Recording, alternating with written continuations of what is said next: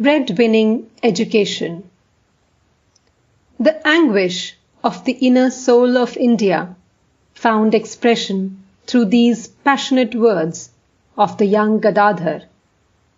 For what did his unsophisticated eyes see around him in Calcutta, at that time the metropolis of India and the center of modern culture and learning? Greed and lust held sway in the highest levels of society, and the occasional religious practices were merely outer forms from which the soul had long ago departed.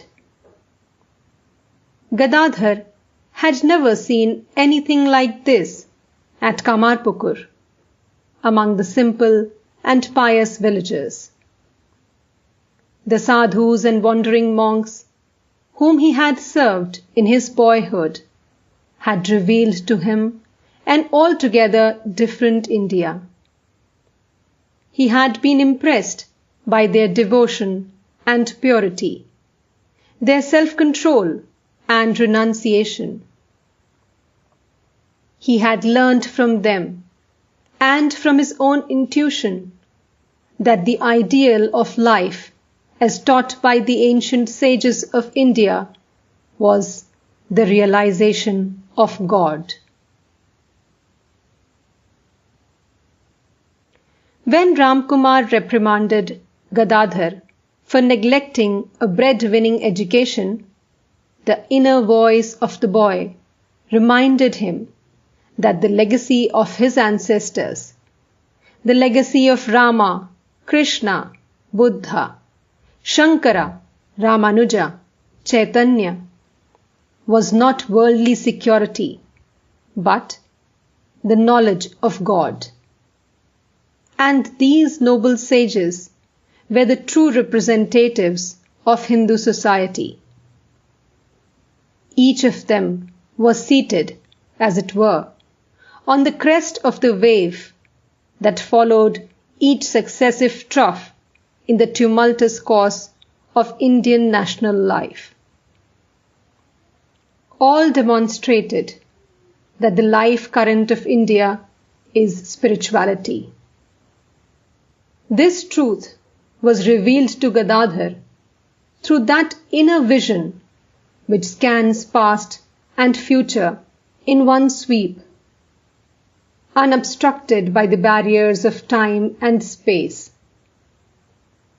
But he was unaware of the history of the profound change that had taken place in the land of his birth during the previous 100 years.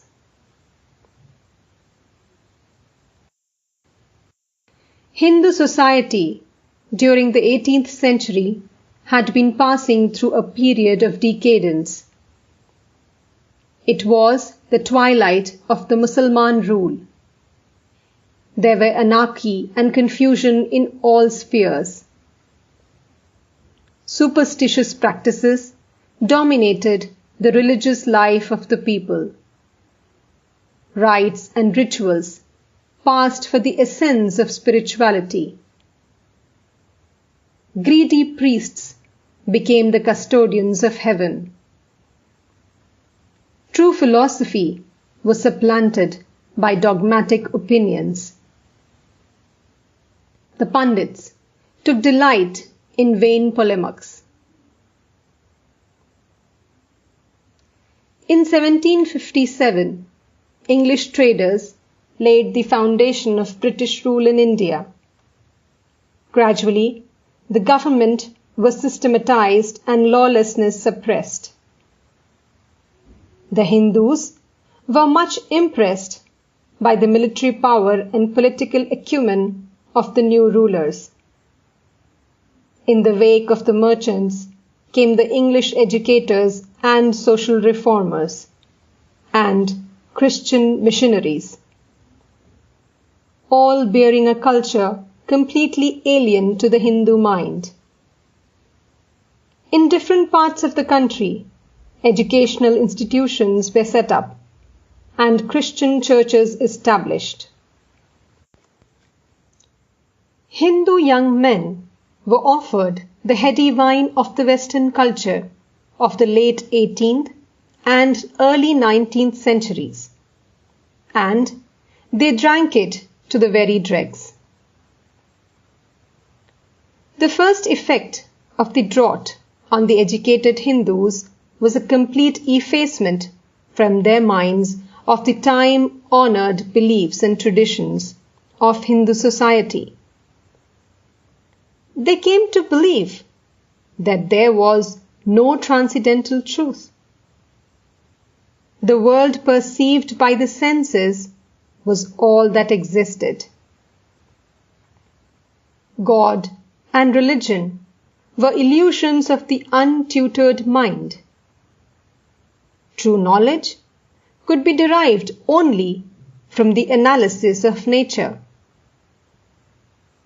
So, atheism and agnosticism became the fashion of the day.